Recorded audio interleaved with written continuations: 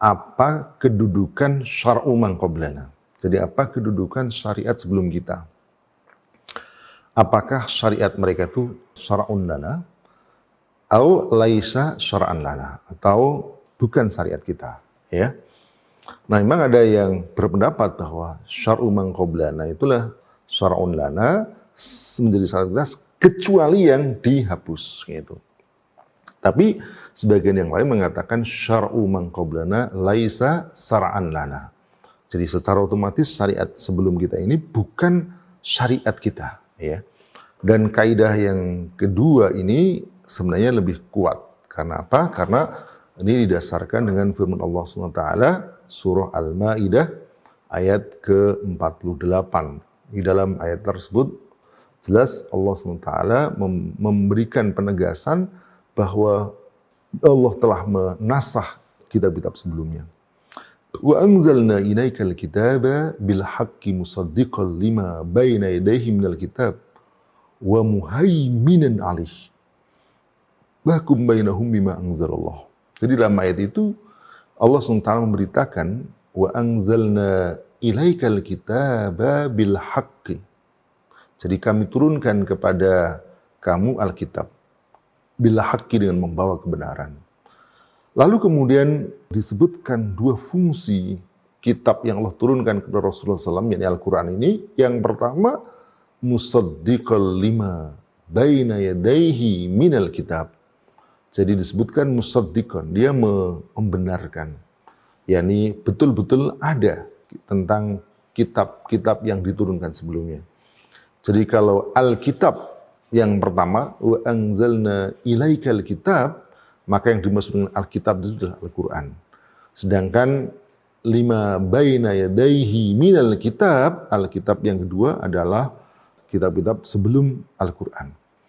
Nah, fungsi yang pertama adalah musaddiqan, jadi membenarkan bahwa Allah pernah menurunkan kitab Taurat kepada Musa, Zabur kepada Daud, ya, Injil kepada Isa, kemudian Suhuf Ibrahim kepada Ibrahim, dan seterusnya. Itu musaddiqan, dibenarkan. Tasdik, dibenarkan bahwa itu betul-betul demikian. Dan kita tidak boleh mengingkari itu, karena tadi saya katakan itu merupakan bagian dari rukun iman. Apabila kita ingkari, maka mengakibatkan kekufuran.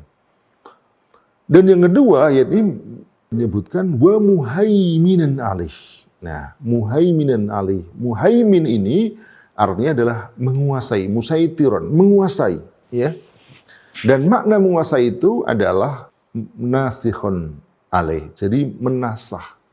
Jadi artinya kalau perkara yang dinasah tentu adalah perkara hukum. Ya, kalau perkara akidah itu tidak ada yang dinasah. Karena perkara khobar itu tidak mungkin ada nasah, ya. Karena apa yang dikabarkan Allah SWT itu pasti benar.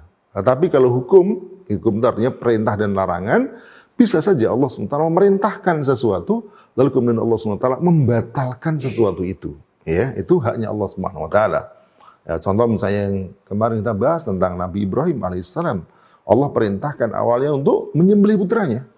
Ya, lalu kemudian setelah Ibrahim dan putranya menunjukkan kesabarannya, Allah menghentikan, membatalkan perintah itu. Bahkan kemudian Allah menggantinya, menebusnya dengan kambing, ya. Itu boleh Allah SWT menasah, menghapus, membatalkan satu hukum, kemudian dinasah dengan hukum baru.